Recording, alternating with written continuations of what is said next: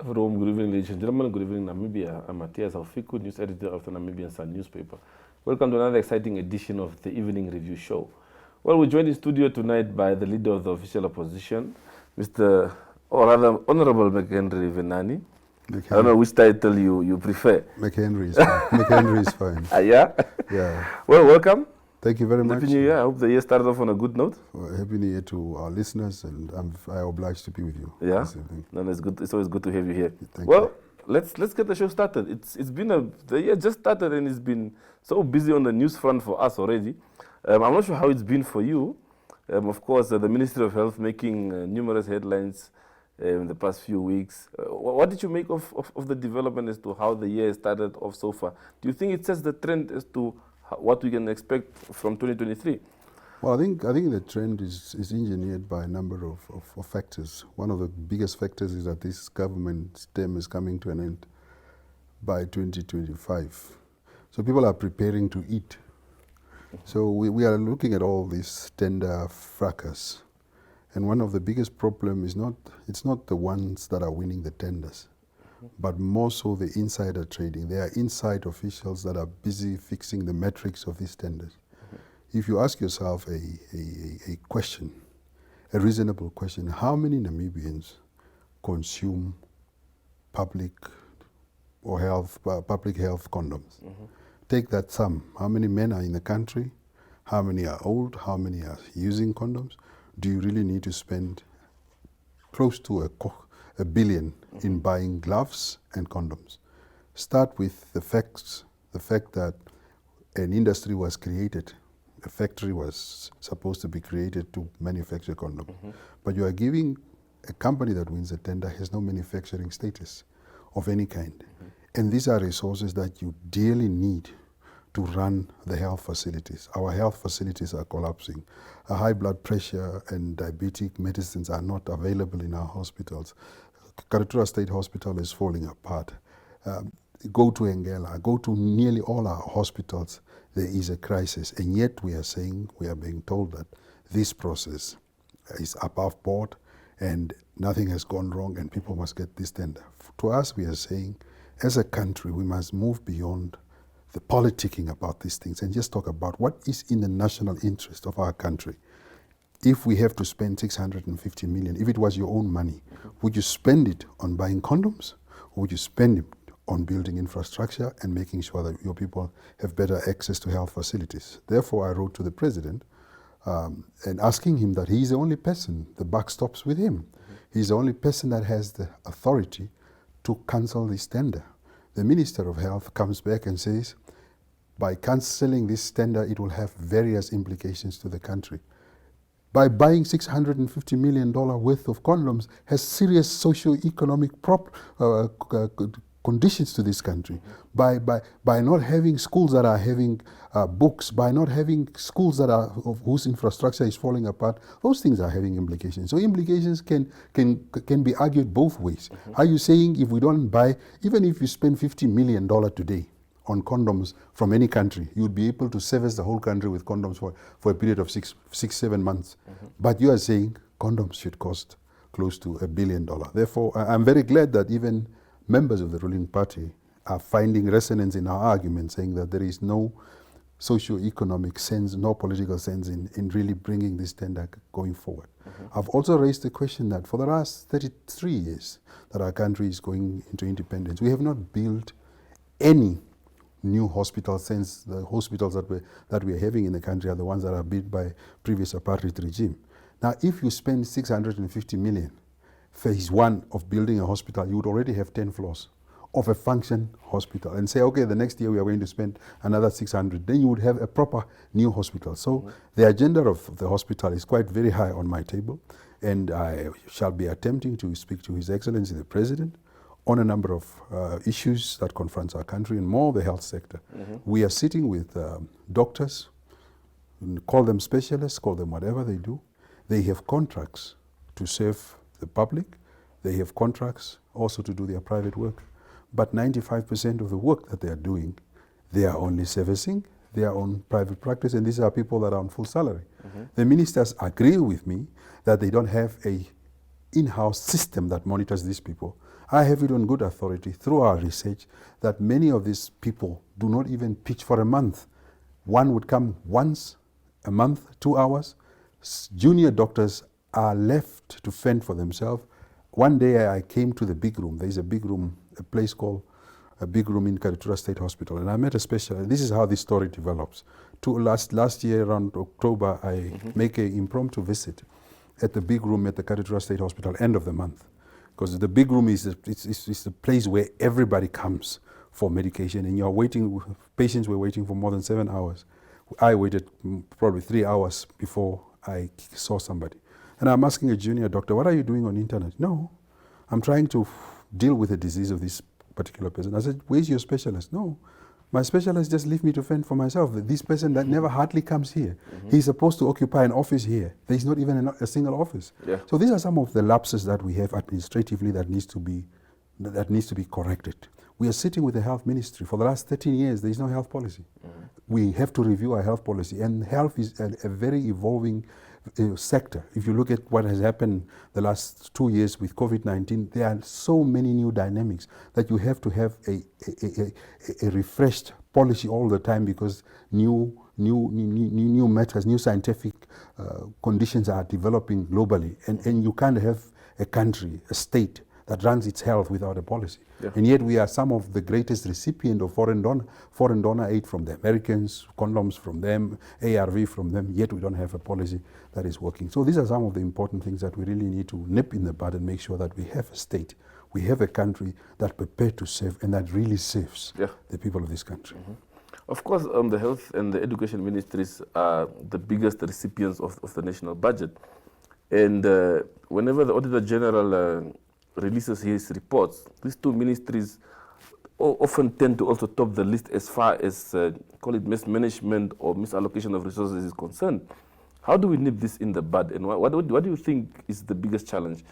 Do we just pay attention to these two because these are the ministries that directly impacts the person on the ground and ignore the others? So what is really the issue in all this? I think the issue is that making a very summative analysis of the issue is the fact that the input, there is a good intention to send money into these ministries, but the output that we are getting is very minimal. One is the fact that there is collusion and insider trading. I went to a school I visited a school last November in Sesfontein constituency. There is a hall. The contractor got 4 million to build this, I think is this hall. If you go to that hall, $4 million, and you look at the hall, it's incomplete, but the guy got his money. So for as long, the job of parliamentarians when we open, and we are going to have a shadow cabinet retreat in the next 2 weeks, and one of the things that we need to do in parliament is the fact that even the tender of the condom should come on the floor of a select committee for us to start interrogating. It's not the winner of the tender. It's the person who approved the tenders and its metrics, so that we start holding these staff members in the ministries accountable for these inflated prices. There is a school somewhere in the Kavango West region where you have bathrooms, toilets, ablution facilities meant for students, built for more than 2.5 million. If you go and look at the infrastructure, it's not even worth 200,000. But somebody is approving the tenders. Somebody is deciding on the tender specifications inside, and these people are colluding with those that are outside. So for as long as we are having this big overpricing of our tenders and we are not nipping it in the bud, you are going to have a situation where one person is building a classroom for $1 million. That has nothing, no infrastructure, just a wall that is there for $1 million. For example, if you go to countries such as Zambia, you go to Malawi, they are building classrooms with precast walls.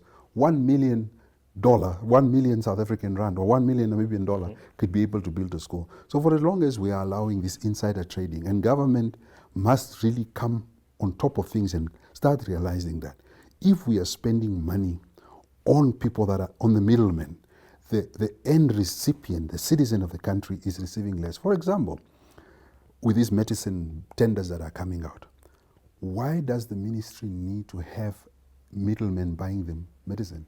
Why can't the ministry go to countries such as, to big pharmaceutical companies, go to India, go to Vietnam, and accrue this medicine from them, best prices, good medicine with little side effects, and save money. Now, a person wants to buy a Range Rover. A person wants to buy a nice car. So every tender that he makes, he's in the business of making money. Yeah. So every tender that he gets, he goes to the pharmaceuticals and buy the lowest grade of medicines, and he must still accommodate his Land Rover, new Range Rover, or whatever car you're talking about. I don't know, the new models that you're talking about. So for as long as we are allowing that situation, we will not have a country to call home. And I think it is the job of parliamentarians and politicians to make sure that we take all these tenders to review. We are going to push for a review to review these tenders in Parliament, to say that let's look at all the specifications of these major tenders and see whether we are paying dollar to dollar, or we are being taken for a ride. I still believe that we are Namibians and this country is being taken for a ride. Yeah. Honorable Venaani, you have on several occasions in the past called for government to stay out of the business arena, for government just to set and make sure that the conditions to do business is conducive. So now if you eliminate the middlemen, like you said, what then about that argument that you've had in the past? Well, you say that you can't have government competing with the private sector. Well, we don't want government to compete with private sector. Government is a public entity. It's the business of government to provide tablets to Namibians. So the government can buy its own tablets. It's also the business of government to build roads. It's the business of government to build roads. They can only build roads. They can only build roads with business people that are there. What we are saying is not about hating the business people. We are hating the inflation. The inflated tenders, the inflated cost. The government is not paying actual costs. They are being taken for a ride. And I'm telling you, and I've been on record on this medicine thing, that even the grade of the high blood pressure, we did a research on the high blood pressure. Most of the high blood pressure that this country was receiving was the lowest grade from the pharmaceutical companies. Because Namibians are getting the lowest grade because the middleman is there. So the argument is, if government wants the business sector to run, they must cost. They must be in the business of costing. Now government is doing insider trading. The government, you are having a situation where government is colluding with the private sector to inflate the purse of the taxpayer.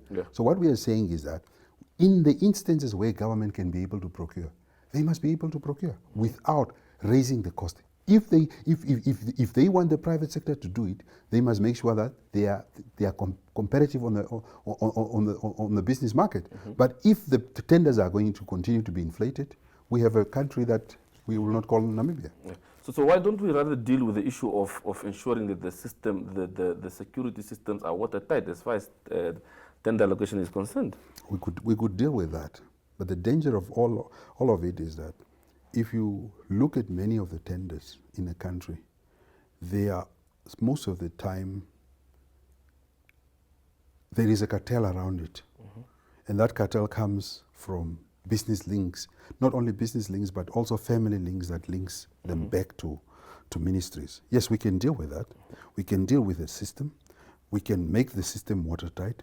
But for as long as you have officials that goes out and goes sit in Swakopmund at a particular hotel, go sit somewhere and says, Haufiku, I'll make sure you get the tender and make sure that you scratch my back. For as long as we have that, and having an economy that is faltering on its knees, you would have to take stronger measures, extraordinary measures. And sometimes you can say that this 1 year, let's procure our own medicine and let's see how we are spending. Next year, then we will say, okay, we have procured, we have now acquired institutional memory of the cost of these things. Now we can give tenders because we would know. I don't mind the business people making profit, but I mind making over profiteering at the cost of the citizen of this country. Well, Venaani, we head for a short break and we'll be back to continue this conversation. Well, to our viewers, we take a short break and we'll be back to continue this conversation.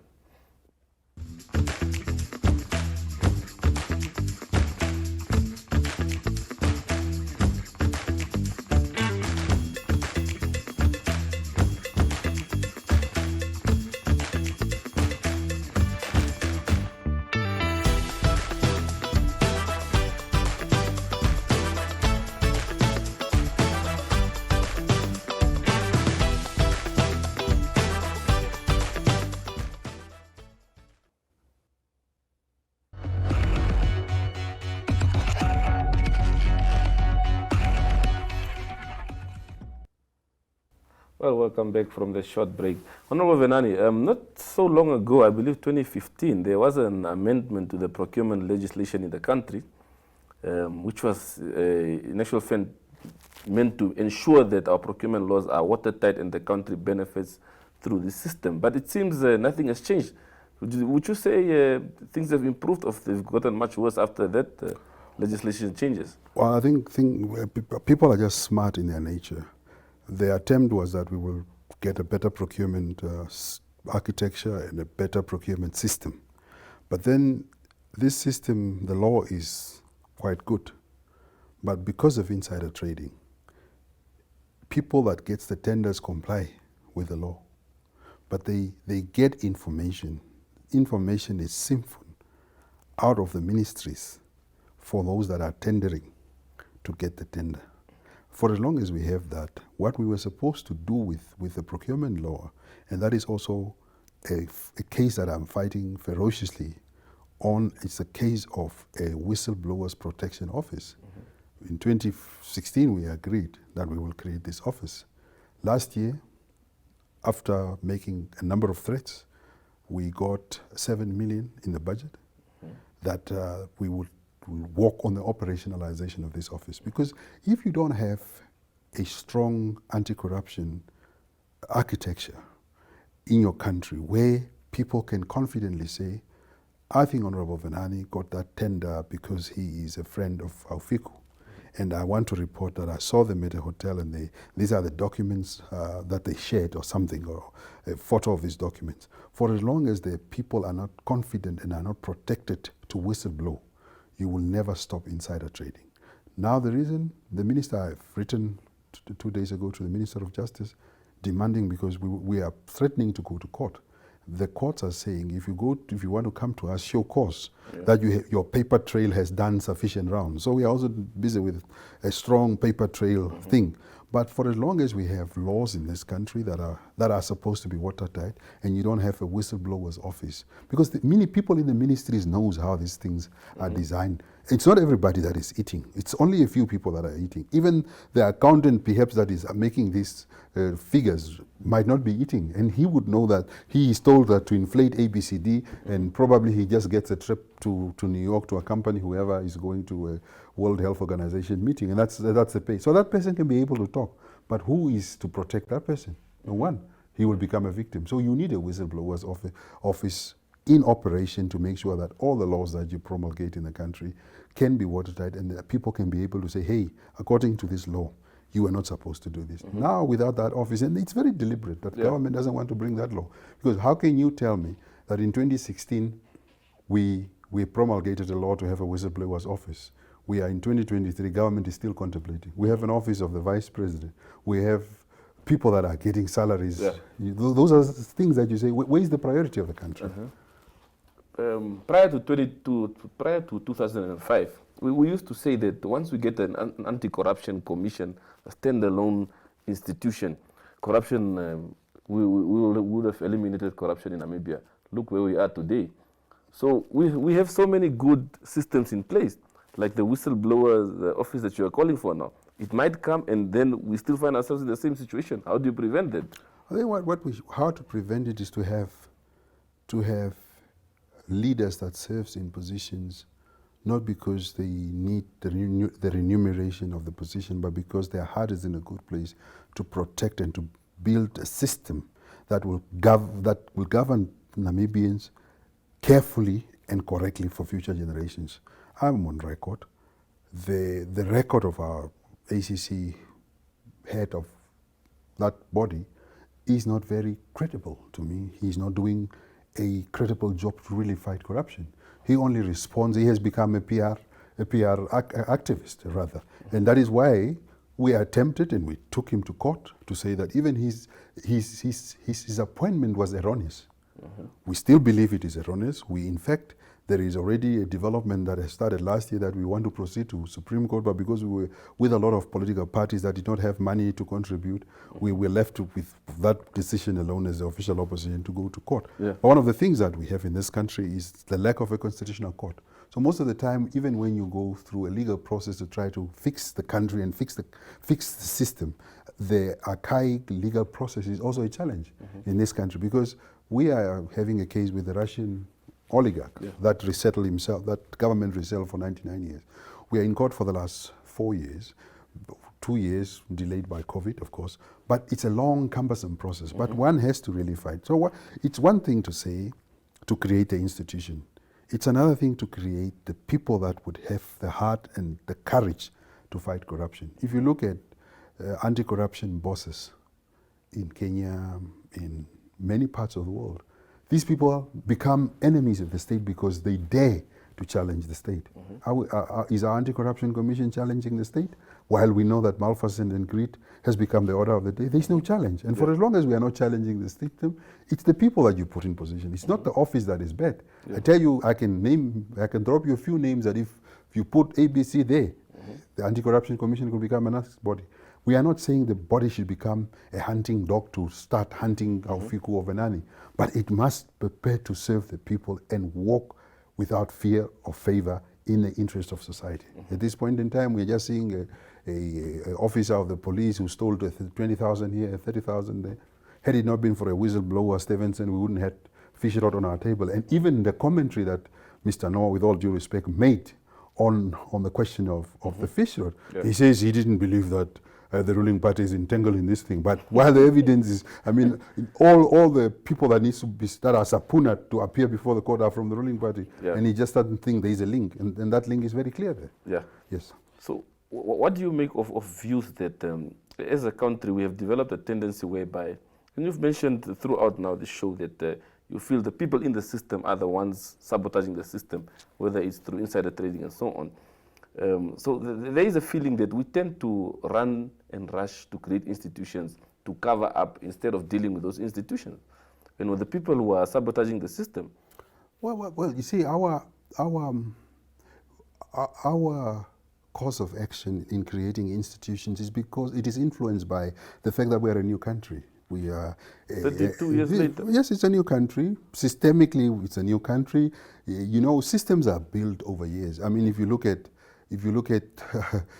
central intelligence in Europe, it has a history of over 200 years. So institutional, I'm not saying we will have to build systems for 100 years, but because we are a new state, an independent country, we are creating a governance architecture of the country. And it comes with hindsight and foresight, where you learn, where did we make a mistake here, where did we not make a mistake here. But what we are saying is that the systems that we are creating, they are not bad. But the approach of those that are holding those offices are wrong, and they remain wrong. For example, if the Ministry of Health is in the know, and I know they know exactly what I know, that many doctors that are paid by the state do not come to work. Instead of them saying, this is the sheet that we have, that Dr. Aufiku came 3 times a month. They are saying Venaani must bring the sheet to them. Do I work for them? A simple accountability act that the executive director of the ministry ought to have to say, okay, if there is a charge sheet that Aufiku doesn't come to work, just give me the days that he came and didn't come. A simple thing that any supervisor could do. They are still hiding it. For as long as you have executive directors, ministers protecting simple acts of administration, you will not have a country to call home. We must be patriotic to the country. When doctors do not come to work, they are taking away a better service from a Namibian. A young woman who is supposed to be treated with cancer does not have a specialist because the specialist is making his own money somewhere else. I know the specialists have a number of complaints that they don't make good money. I know junior specialists in South Africa make more money than them. That is known. But what about the service that we have to deliver to the people of this country? So what we are saying is that, yes, we need to create those institutions. But when we are also creating institutions, we must also learn the tricks that some people, for as long as we appoint people that protects us, that protects those that are leading and are doing wrong, those systems will not be able to function. And we have countries and examples in the world where you have systems that functions, even against their leaders. South Korea is one country where prime ministers are put in prisons. It's a normal thing in South Korea. Here, it's not a normal thing even to put the leader of opposition in prison, probably. Well, Honorable Venaani, thank you very much for the time this evening. Thank you very much. It's a pleasure having you on the set. Thank you very much. Well, to our viewers, that's it from the Evening Review team tonight. See you again tomorrow, same time, same place.